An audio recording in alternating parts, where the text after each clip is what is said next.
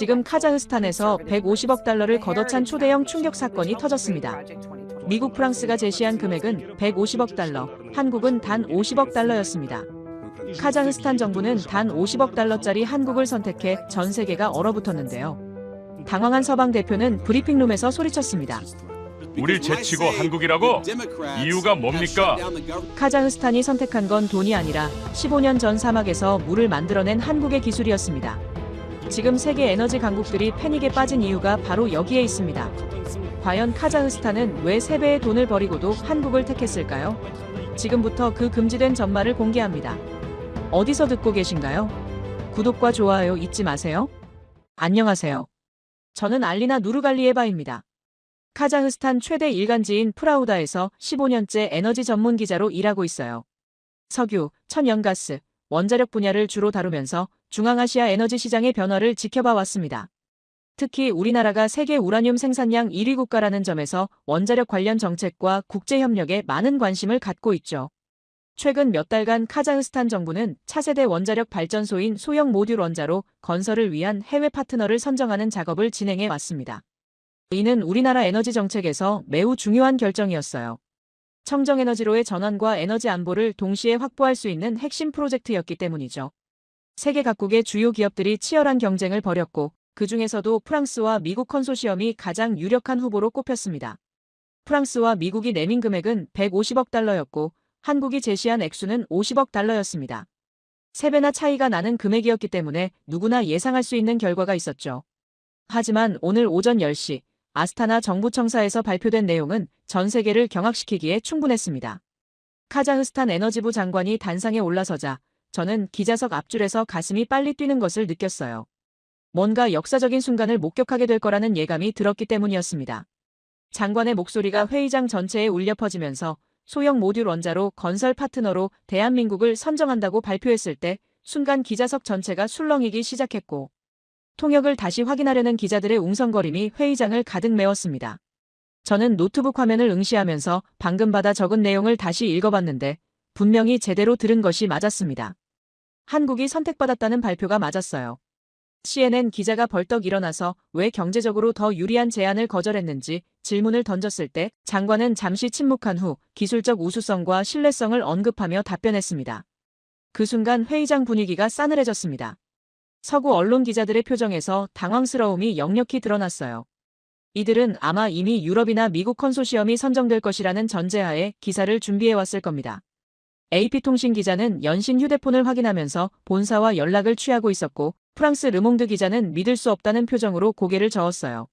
제 옆에 앉은 로이터 기자는 고개를 저으면서 작은 목소리로 카자흐스탄이 스스로 경제적 자살을 선택했다고 중얼거렸고 발표가 끝나자마자 기자들이 일제히 휴대폰을 들고 긴급 속보를 전송하기 시작했습니다. 저 역시 마찬가지였지만 뭔가 이상하다는 직감이 들었어요. 단순히 돈 때문만은 아니라는 생각이 머릿속을 스쳤습니다. 사실 저는 지난 몇 달간 이 소형 모듈 원자로 건설 프로젝트를 집중적으로 취재해왔습니다.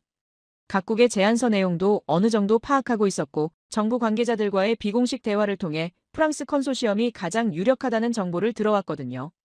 미국 역시 최신 기술과 함께 막대한 자금 지원을 약속했다고 알고 있었습니다. 그런데 한국이라니 정말 예상치 못한 결과였어요. 기자회견장을 나서며 저는 15년간 에너지 전문 기자로 일하면서 이런 결정을 본 적이 없었기 때문에 혼란스러웠습니다. 경제적 논리를 완전히 뒤집는 선택이었거든요. 택시를 타고 사무실로 향하는 길에 운전기사도 라디오에서 나오는 방금 발표된 뉴스를 듣고 있었는데 그 역시 이해할 수 없다는 표정으로 고개를 가로저었습니다. 사무실에 도착하자 동료들이 몰려들어서 모두 똑같은 질문을 했어요. 정말 한국을 선택했느냐고 말이죠. 저는 고개를 끄덕이며 분명히 들었다고 답했고 편집장이 저를 부르면서 심각한 표정으로 이번 사건에 대한 심층 취재를 지시했습니다. 왜 카자흐스탄이 이런 선택을 했는지 파헤쳐보라고 했죠. 경제부 기자인 아이굴이 제게 다가왔습니다. 그녀는 평소 냉철한 분석으로 유명한데 이번에도 예외는 아니었어요. 알리나, 정말 이해가 안 돼. 150억 달러를 포기한다는 게 말이 되나? 그녀의 목소리에는 당혹감이 섞여 있었습니다. 저 역시 같은 생각이었지만 뭔가 놓치고 있는 부분이 있을 것 같다는 느낌이 들었어요. 정치부의 베테랑 기자인 아르만도 끼어들었습니다. 혹시 정치적 압박이 있었던 건 아닐까? 러시아나 중국이 뒤에서 무슨 역할을 했을지도 모르지. 하지만 그것도 설명이 안 됐어요. 오히려 러시아는 프랑스 컨소시엄을, 중국은 미국 쪽을 지지한다는 정보가 있었거든요. 컴퓨터 앞에 앉아 인터넷 댓글들을 훑어보니 대부분 비난 일색이었고 카자흐스탄 정부의 무능을 지적하는 내용들로 가득했습니다. 특히 젊은 층의 반응이 격렬했어요. 우리 정부는 미쳤나? 150억 달러면 나라 전체를 발전시킬 수 있는 돈인데. 같은 댓글들이 계속 올라오고 있었습니다. 서구 언론들의 반응도 마찬가지여서 파이낸셜 타임스는 경제적 광기라고 표현했고 월스트리트 저널은 전략적 실수라고 평가했어요. 하지만 저는 카자흐스탄 정부가 정말 그렇게 무모할까 하는 의문이 들었고 분명 다른 이유가 있을 거라는 생각이 들었습니다. 돈으로만 설명할 수 없는 무언가 말이에요. 그날 밤 집에 돌아와서도 계속 생각에 잠겼습니다. 거실 소파에 앉아 TV 뉴스를 켰는데 모든 채널이 이번 사건을 다루고 있었어요. 국영방송은 정부의 현명한 판단이라고 옹호했지만 민영 방송들은 대체로 비판적인 논조였습니다. 해외 뉴스는 더욱 가혹했어요. BBC는 카자흐스탄의 경제적 모험, 독일 DW는 중앙아시아의 이해할 수 없는 결정이라는 제목으로 보도했습니다. CNN에서는 한 전문가가 나와서 이번 결정은 향후 카자흐스탄의 국제적 신뢰도에 큰 타격을 줄 것이라고 평가했죠. 하지만 저는 뭔가 다른 느낌이 들었습니다. 15년간 기자 생활을 하면서 배운 것이 하나 있다면 겉으로 드러난 것만 믿어서는 안 된다는 것이었어요. 특히 이렇게 상식을 뒤엎는 결정에는 반드시 숨겨진 이야기가 있기 마련입니다. 창밖을 내다보니 아스타나의 야경이 펼쳐져 있었습니다. 평소보다 늦은 시간까지 불이 켜진 정부 청사가 눈에 띄었어요. 분명 관계자들도 오늘 하루 종일 쏟아지는 질문들에 대응하느라 바빴을 겁니다. 잠자리에 들면서 마지막으로 다짐했습니다. 내일부터 제대로 된 취재를 시작해보자고 말이에요. 모든 사람들이 경제적 논리에만 매달려 있지만 분명 다른 이유가 있을 것이라는 확신이 들었습니다. 그리고 그 진실을 찾아내는 것이 바로 저의 역할이라고 생각했어요. 발표 다음 날 아침, 평소보다 일찍 사무실에 도착했습니다. 어젯밤 제대로 잠을 이루지 못했거든요. 150억과 50억, 그 엄청난 차이에도 불구하고 한국을 선택한 이유가 도무지 이해가 되지 않았어요. 경제적으로만 따져봐도 말이 안 되는 결정이었는데 분명 다른 무언가가 있을 거라는 생각이 머릿속을 떠나지 않았습니다. 사무실 책상에 앉아 컴퓨터를 켜자마자 해외 언론들의 후속 보도를 확인해봤습니다. 예상했던 대로 비판의 목소리가 더욱 거세졌어요. 파이낸셜 타임스는 카자흐스탄의 경제적 자해라는 제목으로 사설을 게재했고 로이터는 이번 결정이 향후 외국인 투자 유치에 악영향을 미칠 것이라고 분석했습니다. 특히 눈에 띈 것은 월스트리트 저널의 기사였어요. 한 익명의 서방 외교관을 인용해서 카자흐스탄이 합리적 판단력을 잃었다고 보도했습니다. 블룸버그도 마찬가지로 중앙아시아의 이해할 수 없는 선택이라며 경제 전문가들의 우려 섞인 분석을 실었죠. 하지만 이상하게도 국내 반응은 달랐습니다. 정부 관계자들은 여전히 침묵을 지키고 있었고 시민들의 반응도 생각보다 엇갈렸어요.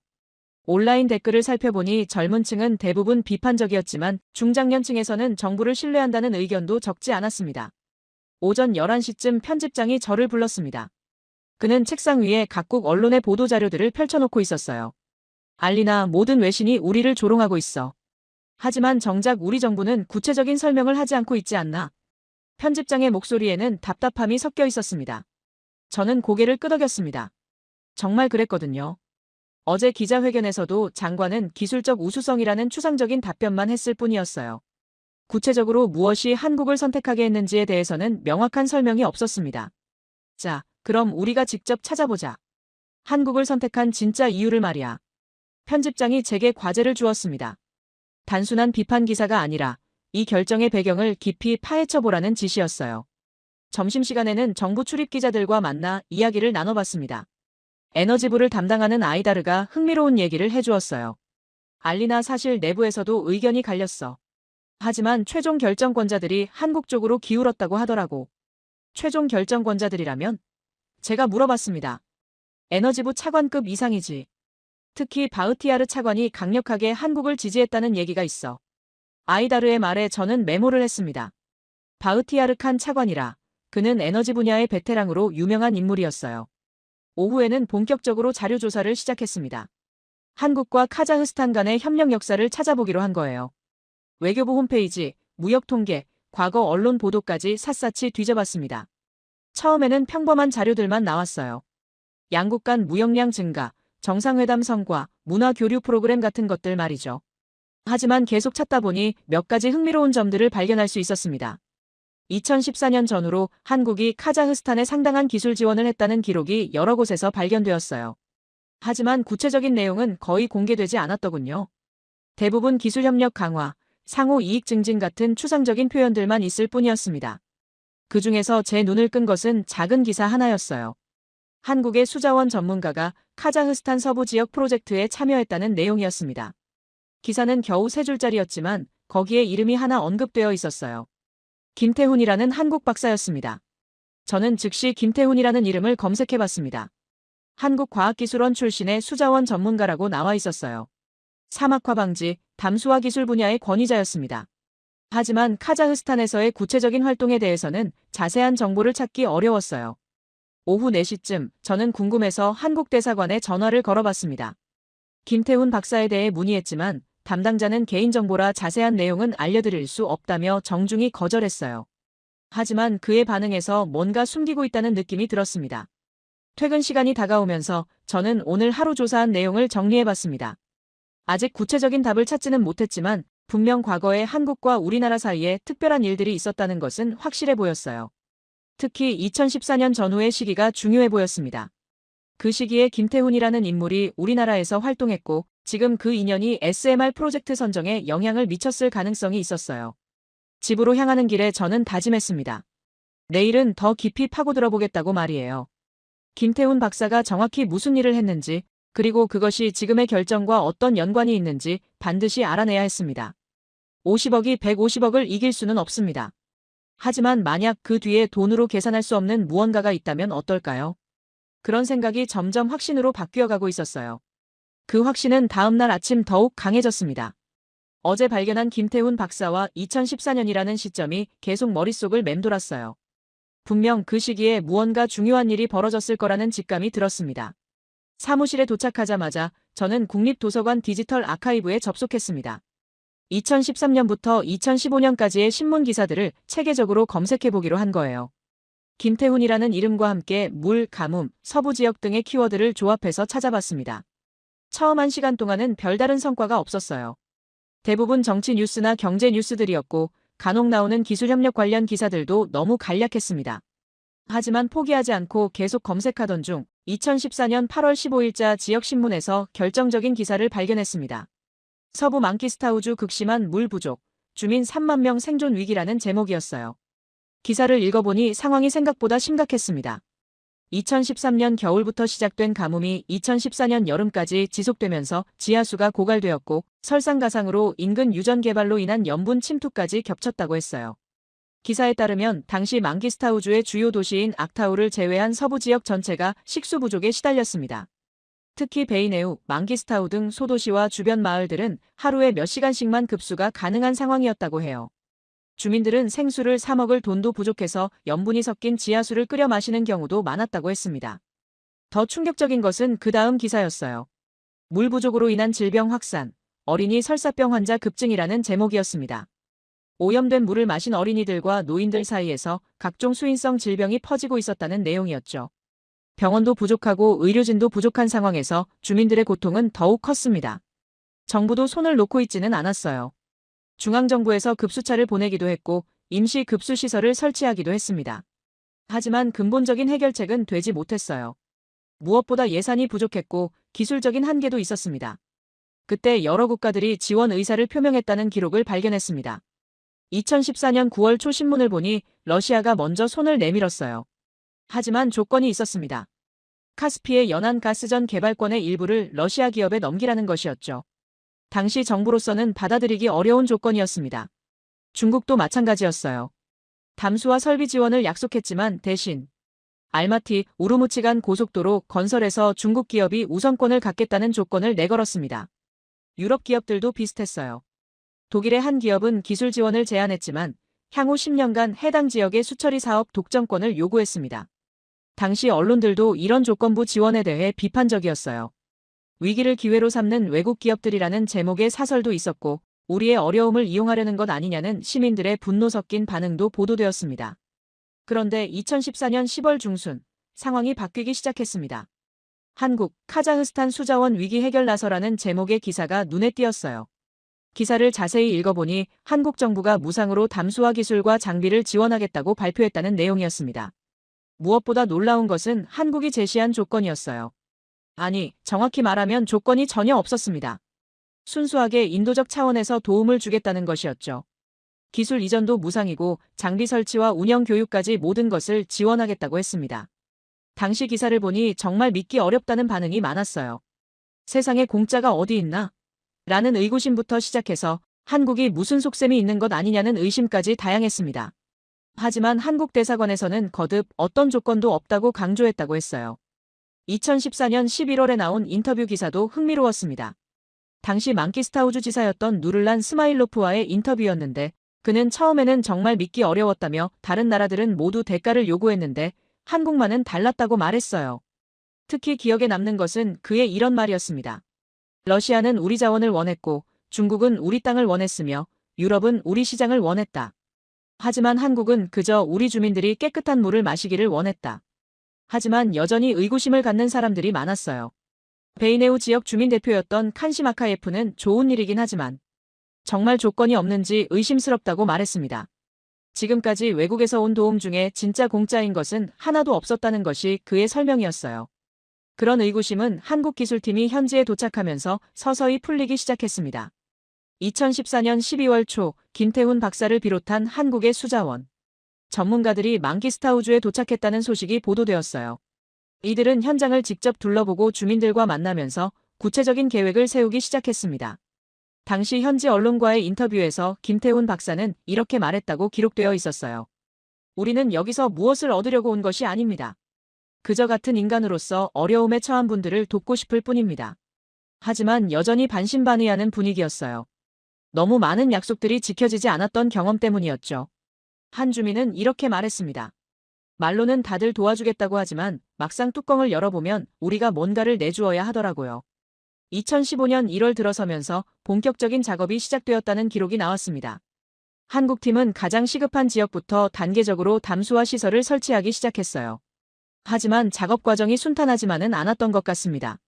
현지 신문을 보니 초기에는 기술적인 문제도 많았고 주민들의 협조도 쉽게 얻지 못했다는 기록이 있었어요. 무엇보다 정말 공짜일까? 라는 의심이 쉽게 가시지 않았던 것 같습니다. 그런데 시간이 지나면서 분위기가 바뀌기 시작했어요. 한국팀이 정말로 아무런 조건 없이 열심히 일하는 모습을 보면서 주민들도 서서히 마음을 열기 시작한 거죠. 특히 김태훈 박사를 비롯한 한국 전문가들이 현지에서 주민들과 함께 생활하면서 신뢰를 쌓아갔다고 했습니다. 이 시점에서 저는 더 구체적인 내용이 궁금해졌습니다. 과연 김태훈 박사가 어떤 방식으로 문제를 해결했을까요? 그리고 그 과정에서 어떤 일들이 벌어졌을까요? 분명 지금까지 찾은 것보다 더 감동적인 이야기들이 숨어 있을 거라는 생각이 들었어요. 퇴근 시간이 되어서야 저는 컴퓨터를 껐습니다. 오늘 하루 동안 2013에서 2014년의 물 위기 상황과 여러 국가들의 지원 제안, 그리고 한국의 특별한 접근 방식에 대해 상당히 많은 것을 알게 되었어요. 하지만 여전히 구체적인 해결 과정은 베일에 쌓여 있었습니다. 집으로 향하면서 저는 생각했습니다. 12년 전 한국이 보여준 진정한 선의가 지금 SMR 프로젝트 선정에 영향을 미쳤을 가능성이 점점 커지고 있었어요. 150억 달러를 포기하고 50억 달러를 선택한 이유. 그 답이 서서히 모습을 드러내고 있는 것 같았습니다. 그 답이 서서히 드러나고 있다는 확신을 갖고 저는 다음 날 아침 일찍 망키스타우주로 향했습니다. 더 이상 기록에만 의존할 수는 없었어요. 12년 전 그 현장에서 직접 김태훈 박사를 만났던 사람들, 그 기적을 목격했던 주민들의 생생한 증언을 들어야 했습니다. 아스타나에서 서쪽으로 1200km를 달려 도착한 베이네우는 여전히 메마른 땅이었어요. 하지만 도시 곳곳에서 작은 급수시설들을 발견할 수 있었습니다. 태양광 패널이 달린 소박한 장치들이었는데 12년이 지난 지금도 여전히 작동하고 있는 것 같았어요. 첫 번째로 찾아간 곳은 아크케메 마을이었습니다. 당시 김태훈 박사가 첫 실험을 했던 바로 그 장소였어요.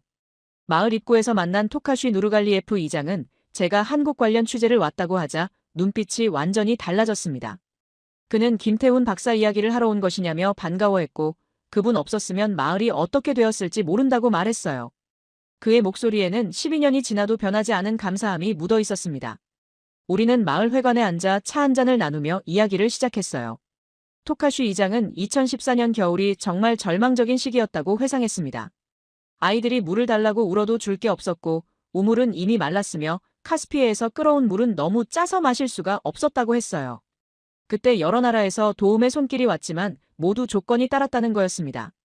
러시아는 가스전 지분을, 중국은 도로 건설권을, 독일 회사는 앞으로 10년간 이 지역 물 사업 독점권을 요구했다고 설명했어요. 하지만 한국만은 달랐다고 강조했습니다.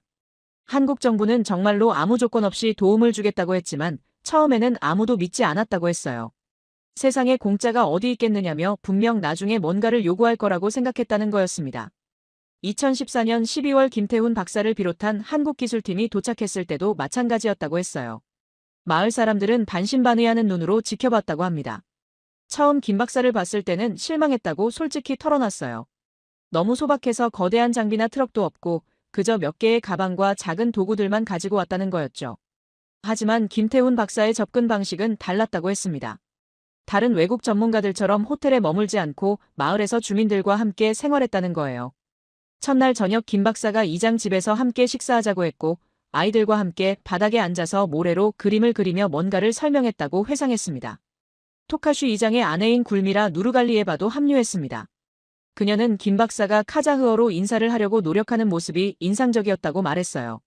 살렘 알레이쿰이라고 어색하게 말하는데 정말 그들을 존중한다는 느낌이 들었다고 했습니다. 하지만 초기 작업은 순탄하지 않았다고 했습니다. 김태훈 박사가 제안한 태양광 담수화 시설에 대해 마을 사람들뿐만 아니라 정부 관계자들도 회의적이었다는 거예요. 망기스타우주에서 온 관리들이 이런 간단한 장치로는 안 된다고 했고 독일과 러시아에서 온 전문가들도 김 박사 방식을 비웃었다고 설명했습니다. 그때 굴미라가 기억하는 장면이 특히 인상적이었습니다. 독일 사람이 김 박사에게 이런 단순한 방식으로는 불가능하다고 큰 소리로 말했는데 김 박사는 조용히 미소만 지으면서 거대한 시설을 만들러 온 것이 아니라 현지에서 구할 수 있는 재료로 주민들이 스스로 관리할 수 있는 시설을 만들고 싶다고 차분히 대답했다는 거였어요. 첫 번째 실험이 실패했을 때 마을의 실망감은 컸다고 했습니다. 2015년 3월 말 염분 농도가 너무 높아서 필터가 막혀버렸던 거예요. 독일 전문가가 자신이 뭐라고 했느냐며 비웃었고 마을 사람들도 역시 안 되는구나 하고 체념했다고 털어놨습니다. 하지만 김태훈 박사의 반응은 달랐다고 합니다. 토카슈 이장이 그때 상황을 생생하게 기억하고 있었어요. 김 박사가 실패한 장치 앞에서 한참을 서 있더니 주민들을 불러 모아서 말했다는 거였습니다. 실패는 성공의 어머니라고 하지 않습니까? 이제 문제가 무엇인지 정확히 알았으니 해결책을 찾을 수 있을 것입니다. 그 말을 들은 마을 청년 아들 바예프가 김태훈 박사에게 도움을 주겠다고 나섰다고 해요. 공대에서 엔지니어링을 공부했던 그는 김 박사의 새로운 설계를 이해하고 함께 작업에 참여했다고 했습니다. 4월 중순부터 시작된 두 번째 시도에서 김태훈 박사는 완전히 다른 방식을 제안했어요. 다단계 증발 방식으로 태양열을 이용해 물을 서서히 증발시켜 순수한 수증기만 모으는 시스템이었다고 설명했습니다. 이번에는 마을 사람들도 적극적으로 도왔다고 해요. 김 박사가 정말로 그들을 위해서 일한다는 걸 알았기 때문이었습니다. 드디어 그 역사적인 순간이 왔습니다. 2015년 4월 28일 오후 3시경의 일이었어요. 굴미라의 목소리가 떨리면서 당시 상황을 설명했습니다. 투명한 호스 끝에서 물 한 방울이 떨어지기 시작했고 처음엔 정말 조금씩이었는데 점점 더 많아지더라는 거였어요. 토카슈 이장이 그 순간을 이어서 말했습니다. 김 박사가 그 물을 첫 번째로 맛보더니 소리쳤다고 했어요. 완벽합니다. 그 다음에 이장이 한 모금 마셔봤는데 3년 만에 마신 정말 깨끗한 물이었다고 회상했습니다. 짜지 않고 흙맛도 나지 않는 정말 달콤한 물이었고 그 순간 눈물이 났다고 털어놨어요. 굴미라도 그때를 회상하며 말했습니다. 아이들이 정말 짜지 않다며 달콤하다고 외치는 소리가 지금도 귀에 들린다고 했어요. 온 마을 사람들이 모여서 그 작은 컵에 담긴 물을 한 방울씩 나누어 마셨다고 설명했습니다. 그때 김태훈 박사가 마을 사람들에게 한 말을 토카슈 이장은 정확히 기억하고 있었습니다. 우리는 물을 파는 게 아니라 당신들의 내일을 만드는 겁니다. 이 작은 시작이 여러분 마을의 희망이 되었으면 합니다. 하지만 첫날 생산된 물은 겨우 200리터 정도였다고 해요. 마을 전체가 마시기에는 턱없이 부족한 양이었습니다. 김 박사가 바로 확장 작업에 들어갔다고 했어요. 하나가 성공하니까 같은 방식으로 더 많이 만들자고 했다는 거였습니다. 마을 청년들과 함께 두 번째, 세 번째 장치를 만들어가면서 5월 말에는 총 7개의 담수화 장치가 완성되었다고 합니다. 하루 생산량도 1,500리터까지 늘어났어요. 그때부터 마을이 완전히 달라졌다고 토카슈 이장은 강조했습니다. 아이들 얼굴에 웃음이 돌아왔고 여자들도 더 이상 물 때문에 걱정하지 않아도 되었다는 거였어요. 이 성공 소식이 주변 마을들로 퍼져나갔고 김태훈 박사는 여름 내내 망기스타우주 전역을 돌아다니며 같은 시설을 설치해줬다고 했습니다.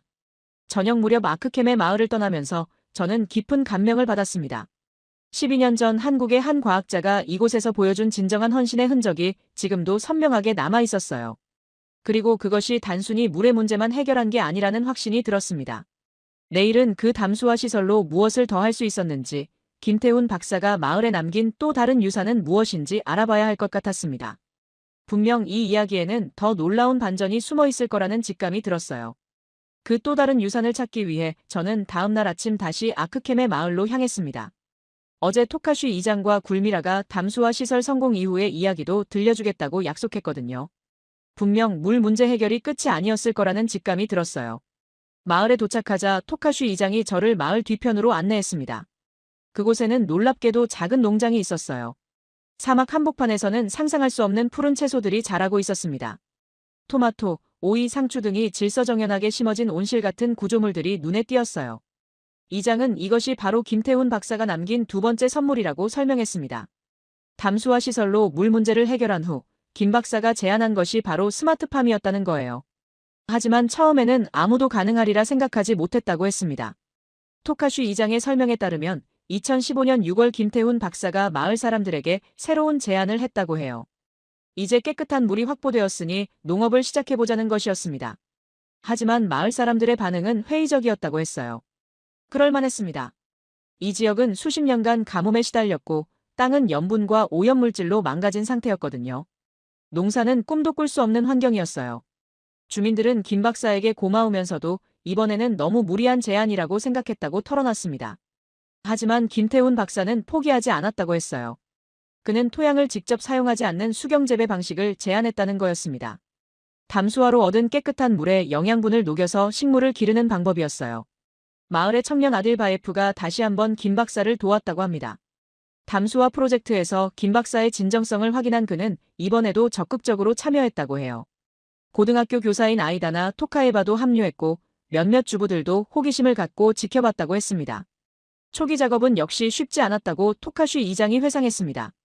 김 박사가 가져온 씨앗들을 심어도 쉽게 자라지 않았고 영양분 농도를 맞추는 것도 어려웠다고 해요. 몇 번의 실패 끝에 마을 사람들은 또다시 의구심을 갖기 시작했다고 털어놨습니다. 그런데 굴미라가 기억하는 특별한 순간이 있었다고 했어요. 2015년 7월 말의 일이었는데 김 박사가 마을 아이들과 함께 씨앗을 심고 있던 중이었다고 합니다. 그때까지만 해도 별다른 성과가 없어서 어른들은 관심을 잃어가고 있었다는 거였어요. 그런데 어느 날 아침 마을의 막내 아이인 6살 아이나가 뛰어오면서 소리를 질렀다고 해요. 뭔가 초록색이 나왔다는 거였습니다. 처음에는 아무도 믿지 않았지만 직접 가서 확인해보니 정말로 작은 새싹이 올라와 있었다고 했어요. 토카슈 이장은 그 순간을 생생하게 기억하고 있었습니다. 김태훈 박사가 그 작은 새싹을 보면서 조용히 미소를 지었다고 해요. 하지만 정작 더 감격한 것은 마을 사람들이었다고 했습니다. 수십 년 만에 이 메마른 땅에서 푸른 생명을 본 것이었거든요. 그 중에서도 특히 감격한 사람이 있었다고 굴미라가 말했습니다. 바로 당시 20대 후반이었던 바흐티아르라는 젊은이였어요. 그는 대학에서 농업을 공부했지만 고향에서는 써먹을 곳이 없어서 시리에 빠져 있었다고 해요. 바흐티아르가 그 작은 새싹을 보며 한 말을 굴미라는 지금도 기억하고 있었습니다. 이건 생명이다. 그의 목소리에는 감격과 희망이 섞여 있었다고 해요. 그날 이후 바흐티아르는 김태훈 박사의 가장 열정적인 조력자가 되었다고 했습니다. 농업 지식이 있던 그가 합류하면서 스마트팜 프로젝트는 급속도로 발전하기 시작했다는 거였어요. 8월부터는 본격적인 성과가 나타나기 시작했다고 토카슈 이장이 설명했습니다. 상추가 자라고 토마토 꽃이 피고 오이 덩굴이 뻗어나가기 시작했다는 거예요. 마을 사람들은 매일 아침 농장을 구경하러 올 정도였다고 했습니다. 특히 마을 여성들의 반응이 뜨거웠다고 굴미라가 회상했어요. 지금까지 시장에서 비싸게 사 먹어야 했던 신선한 채소를 직접 기를 수 있게 된 거였거든요. 아이들도 신기해하며 매일 식물이 자라는 모습을 지켜봤다고 했습니다. 하지만 무엇보다 놀라운 것은 경제적 효과였다고 토카슈 이장이 강조했습니다. 9월이 되자 첫 수확이 시작되었고 마을에서 생산한 채소들이 베이네우 시장에서 인기를 끌기 시작했다는 거예요. 사막에서 자란 청정 채소라는 입소문이 퍼지면서 오히려 도시에서 생산한 채소보다 비싸게 팔렸다고 합니다. 바흐티아르는 이때부터 본격적으로 농업기술을 연구하기 시작했다고 해요. 김태훈 박사로부터 배운 기초를 바탕으로 현지 환경에 맞는 개선된 방법들을 개발해 나갔다는 거였습니다. 그의 노력으로 마을의 스마트팜 규모는 점점 커져갔다고 했어요. 2015년 말이 되자 아크켐의 마을은 완전히 다른 모습이 되어 있었다고 토카슈 이장이 자랑스럽게 말했습니다. 물 걱정이 없어졌을 뿐만 아니라 신선한 채소를 직접 기르고 판매까지 할 수 있게 된 거였어요. 무엇보다 젊은이들이 도시로 떠나지 않고 마을에 남아서 농업에 참여하기 시작했다는 게 가장 큰 변화였다고 했습니다. 김태훈 박사는 그해 겨울 한국으로 돌아갔지만 그가 남긴 유산은 계속해서 발전했다고 해요. 바흐티아르를 중심으로 한 젊은 농업인들이 스마트팜 기술을 더욱 발전시켜 나갔고 다른 마을에도 이 기술을 전파하기 시작했다는 거였습니다. 오후에는 현재 스마트팜을 운영하고 있는 마을 청년들을 만났습니다. 이들은 모두 당시 김태훈 박사로부터 직접 배운 1세대 농업인들이었어요. 그들의 이야기를 들으면서 저는 놀라운 사실을 깨달았습니다. 김태훈 박사가 이 마을에 남긴 것은 단순한 기술이 아니었다는 거예요. 그는 사람들에게 희망을 심어주었고 불가능해 보이는 일도 해낼 수 있다는 자신감을 주었던 겁니다.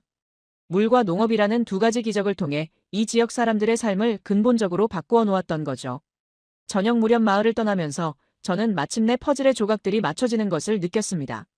12년 전 김태훈 박사가 이곳에서 보여준 기적들이 단순한 기술 지원이 아니었다는 걸 이제야 완전히 이해할 수 있었어요.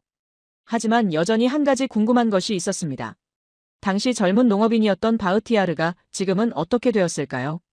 혹시 그가 현재 정부의 SMR 결정에 어떤 역할을 했던 건 아닐까요? 내일은 그 답을 찾아봐야 할 것 같았습니다. 그 답은 생각보다 빨리 찾을 수 있었습니다. 아크켐의 마을에서 아스타나로 돌아오는 길에 저는 정부 인사 데이터베이스를 검색해봤어요. 혹시나 하는 마음에 바흐티아르라는 이름을 넣어봤는데 놀라운 결과가 나왔습니다. 바흐티아르 칸. 현 에너지부 차관이었어요. 12년 전 아크켐의 마을에서 김태훈 박사와 함께 스마트팜을 만들었던 그 젊은 농업인이 지금은 카자흐스탄 에너지 정책을 담당하는 핵심 인물이 되어 있었던 겁니다. 저는 즉시 에너지부에 연락을 취했습니다. 바흐티아르 차관과의 인터뷰를 요청했더니 의외로 쉽게 승낙해 주었어요. 며칠 전부터 SMR 선정 관련해서 수많은 인터뷰 요청이 들어왔지만 대부분 거절했다고 하는데 제가 아크켐의 마을을 다녀왔다고 하니까 흔쾌히 시간을 내주겠다고 했습니다. 다음 날 오후 2시, 저는 에너지부 청사에서 바흐티아르 차관을 만났습니다. 12년이라는 세월이 흘렀지만 여전히 진지하고 온화한 인상이었어요. 그는 제가 들어오자마자 반가운 표정을 지으며 아크켐의 마을 소식부터 물어봤습니다. 차관은 아직도 그 마을과 연락을 유지하고 있다고 말했어요. 특히 토카슈 이장과는 정기적으로 안부를 주고받는다고 했습니다. 스마트팜도 여전히 잘 운영되고 있고 이제는 인근 여러 마을로 확산되어 지역 경제에 큰 도움이 되고 있다고 자랑스럽게 이야기했어요. 저는 본격적인 질문에 앞서 그의 경력에 대해 물어봤습니다. 바흐티아르 차관은 아크켐의 마을에서의 경험 이후 농업기술 발전에 관심을 갖게 되었다고 설명했어요. 그 후 정부에 들어와서 농업 정책을 담당하다가 몇 년 전부터는 에너지 분야로 옮겨와 재생에너지와 지속 가능한 에너지 정책을 담당하게 되었다고 했습니다. 흥미로운 것은 그의 정책 철학이었습니다. 그는 에너지 정책에서도 아크켐의 마을에서 배운 교훈을 적용한다고 말했어요. 거대한 시설보다는 지역사회가 스스로 운영할 수 있는 지속 가능한 시스템을 선호한다는 거였습니다. 저는 조심스럽게 SMR 선정 과정에 대해 질문했습니다. 바흐티아르 차관은 잠시 침묵하더니 창밖을 바라보며 말을 시작했어요. 이번 결정이 단순히 기술적, 경제적 요소만 고려한 것이 아니라고 했습니다. 그는 프랑스와 미국 컨소시엄의 제안도 충분히 매력적이었다고 인정했어요. 더 큰 규모, 더 많은 자금, 더 화려한 기술들이 포함되어 있었다고 했습니다. 하지만 그런 제안들을 검토하면서 12년 전의 기억이 자꾸 떠올랐다고 털어놨어요. 당시 서방의 여러 전문가들이 와서 도움을 주겠다고 했지만 결국 모두 조건을 내걸었다는 기억이 생생했다고 했습니다. 그들은 자신들의 이익을 우선시했고 실제로는 카자흐스탄 주민들의 어려움에는 크게 관심이 없었다고 회상했어요. 반면 김태훈 박사와 한국팀은 달랐다고 강조했습니다. 정말로 아무런 조건 없이 도움을 주었고 마을 사람들이 스스로 운영할 수 있는 시스템을 만들어 주었다고 말했어요. 그리고 무엇보다 그들이 떠난 후에도 그 시스템이 계속 발전할 수 있도록 기반을 마련해 주었다는 점이 인상적이었다고 했습니다. 바흐티아르 차관은 이번 SMR 선정 과정에서 한국의 제안을 처음 검토했을 때의 느낌을 설명해 주었어요. 다른 나라들의 제안서는 모두 화려하고 복잡했는데 한국의 제안은 상대적으로 단순해 보였다고 했습니다. 하지만 그 단순함 속에서 12년 전 김태훈 박사의 철학을 다시 발견할 수 있었다고 말했어요. 한국이 제안한 SMR 시스템은 카자흐스탄이 독립적으로 운영하고 관리할 수 있는 구조였다고 설명했습니다. 기술 종속이 아니라 기술 자립을 목표로 하는 제안이었다는 거예요. 운영진 교육, 유지보수 기술 이전, 향후 확장 계획까지 모든 것이 카자흐스탄의 자립을 염두에 두고 설계되어 있었다고 했습니다. 저는 그에게 개인적인 질문을 했습니다. 혹시 12년 전의 개인적 경험이 이번 정부 결정에 영향을 미쳤는지 물어봤어요. 바흐티아르 차관은 잠시 망설이더니 솔직하게 대답했습니다. 그는 2014년 자신의 가족이 실제로 생존의 위기에 처해 있었다고 털어놨어요. 아버지가 오염된 물을 마시고 심한 설사병에 걸려서 병원에 입원했고 어머니도 탈수 증세로 고생했다고 했습니다. 당시 마을 전체가 그런 상황이었지만 자신의 가족이 특히 심각했다는 거였어요. 김태훈 박사의 담수화 시설이 완성된 후 가족들의 건강이 급속히 회복되었다고 회상했습니다. 그리고 스마트팜을 통해 신선한 채소를 먹을 수 있게 되면서 영양 상태도 크게 개선되었다고 했어요.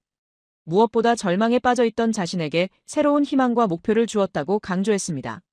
그때 그가 한 말이 특별히 기억에 남았습니다. 2014년 한국이 우리 가족을 살렸습니다. 그의 목소리에는 깊은 감사가 묻어 있었어요.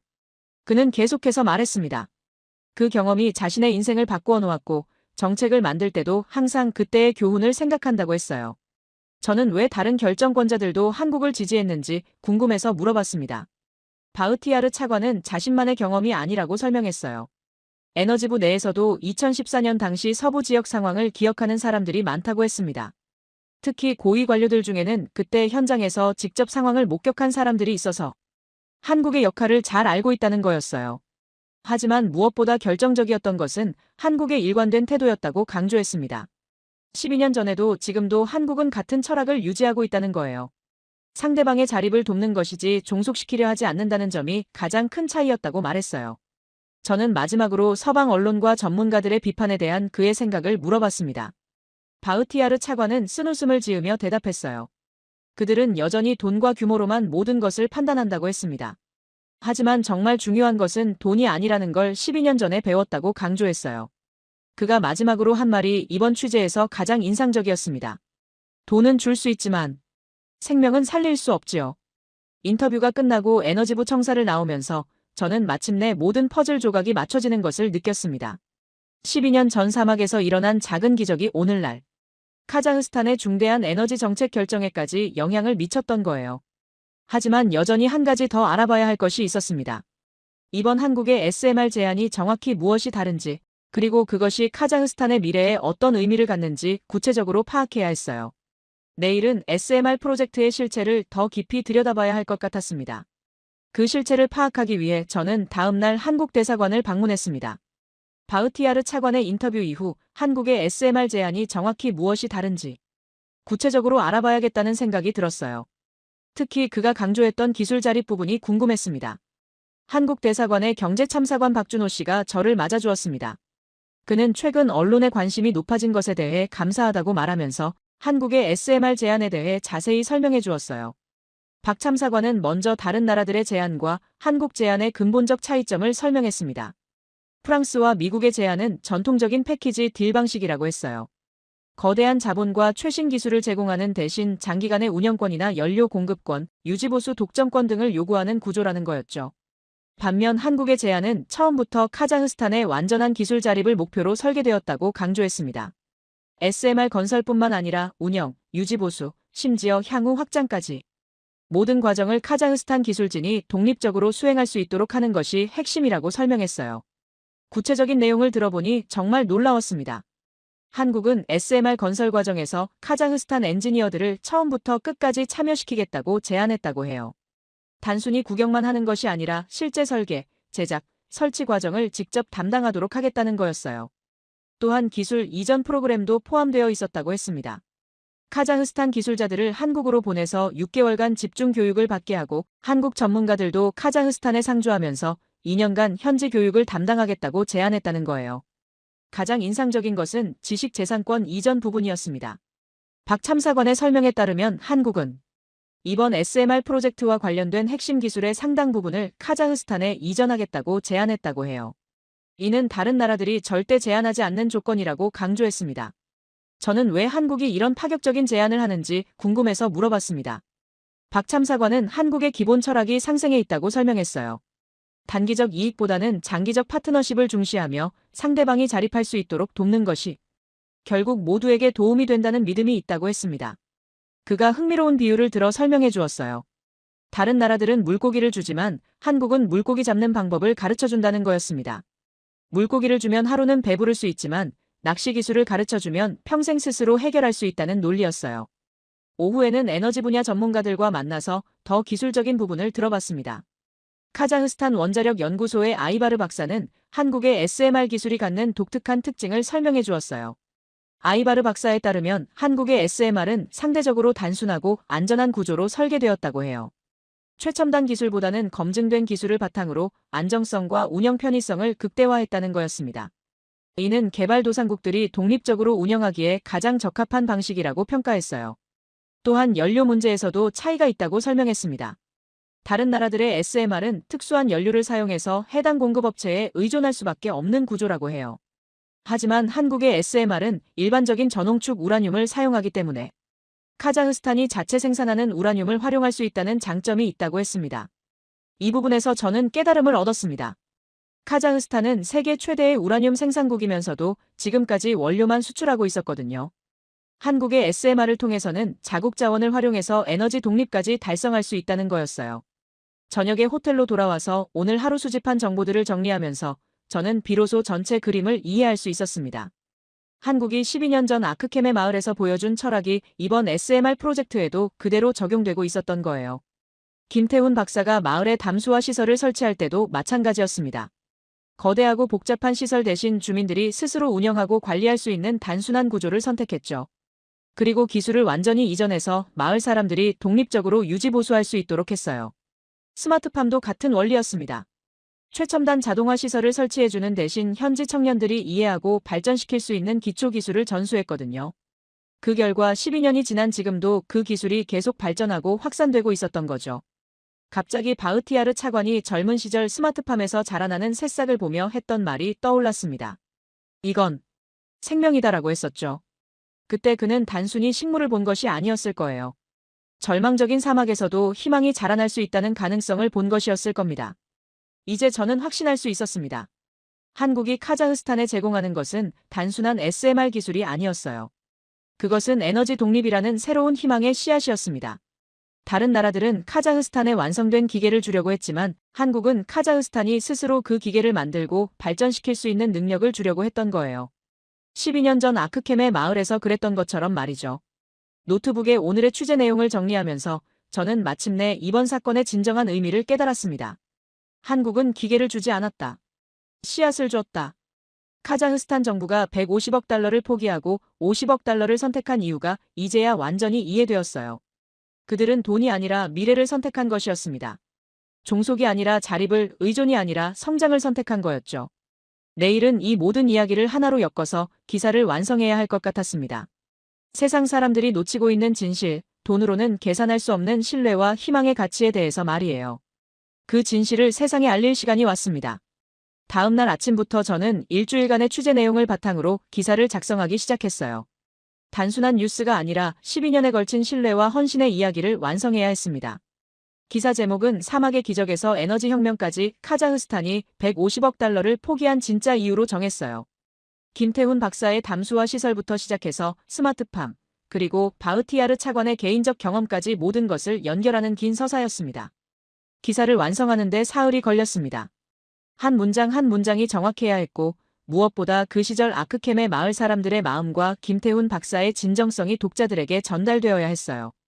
편집장은 이례적으로 일면 톱기사와 이면 전체를 할애해 주었습니다. 기사가 나간 당일 오후부터 반응이 시작되었어요. 먼저 국내 독자들의 댓글이 쏟아져 들어왔습니다. 대부분 감동적이라는 반응이었고 12년 전 그런 일이 있었다는 사실에 놀라워하는 사람들이 많았어요. 특히 서부 지역 출신 독자들은 당시를 기억한다며 생생한 증언을 댓글로 남겨주었습니다. 하지만 더 놀라운 것은 해외 반응이었어요. 기사가 영어로 번역되어 소셜미디어에 퍼지기 시작하자 국제적인 관심이 폭발했습니다. 특히 개발도상국 언론들이 먼저 주목했어요. 아프리카와 남미 언론들은 이를 새로운 국제협력 모델이라고 평가하며 대대적으로 보도했습니다. 며칠 후부터는 서방 언론들의 태도에 변화가 나타나기 시작했어요. 처음에는 여전히 회의적인 논조였지만 점차 카자흐스탄의 선택을 다른 관점에서 바라보는 기사들이 나오기 시작했습니다. 특히 가디언지의 후속 보도가 화제가 되었어요. 해당 기자는 직접 아크켐의 마을을 방문해서 현지 상황을 확인한 후 우리가 놓친 12년 전의 진실이라는 제목으로 기사를 써서 크게 주목받았습니다. 당시 김태훈 박사와 함께 작업했던 마을 청년들이 지금은 지역의 기술 리더가 되어 있다는 사실에 특히 주목했어요. BBC도 팩트체크를 통해 제 기사의 내용을 검증한 후 카자흐스탄의 선택, 경제적 판단 넘어선 신뢰의 가치라는 분석 기사를 내보냈습니다. 그들은 한국의 SMR 제안이 실제로 다른 나라들과는 근본적으로 다른 철학을 바탕으로 하고 있다는 점을 인정했어요. 더욱 놀라운 것은 독일과 프랑스 언론들의 반응이었습니다. 처음에는 자국 기업들의 제안이 거절당한 것에 대해 비판적이었던 그들이 점차 카자흐스탄의 입장을 이해한다는 논조로 바뀌기 시작했던 거예요. 파이낸셜 타임스는 일주일 후 사설을 통해 이전 보도에 대한 재검토가 필요하다고 밝혔습니다. 그들은 카자흐스탄의 결정을 경제적 관기라고 표현했던 것에 대해 간접적으로 사과하면서 국제협력에서 신뢰와 장기적 파트너십의 중요성을 새롭게 인식하게 되었다고 시인했어요. 한 달 후에는 더욱 극적인 일이 벌어졌습니다. 월스트리트 저널이 카자흐스탄이 옳았다 신뢰 기반 협력의 승리라는 제목의 기사를 일면에 실은 거예요. 그들은 한국의 접근 방식이 전통적인 서방의 국제협력 모델에 새로운 시사점을 준다고 평가했습니다.